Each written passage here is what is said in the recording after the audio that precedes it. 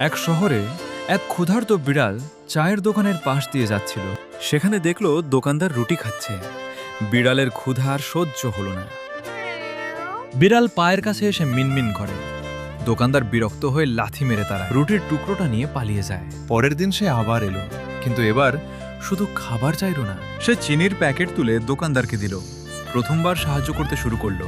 দিনের পর দিন বিড়ালটা ছোট ছোট কাজ করতে শুরু করলো। দোকানদার দেখে অবাক হয়ে গেল। শুধু এক দোকানে নয়, পুরো বাজারে কাজ করতে লাগলো। সবাই তাকে ভালোবাসলো। অনেক দিন হয়ে গেল, এবার তার বেতন নেওয়ার পালা। একদিন প্রথম বেতন এলো।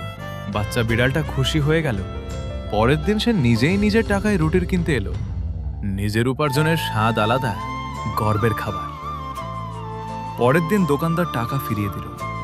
চোখে পানি নিয়ে বলল, তুই আর আমার কর্মচারী নোস, তুই এখন আমার পরিবার। বন্ধুরা, বিড়ালটি তো উপার্জন করা শুরু করে দিল। যারা এখনো কাজ করছেন না, শুরু করে ফেলুন। কোনো কাজই ছোট না। Subscribe to me for more content.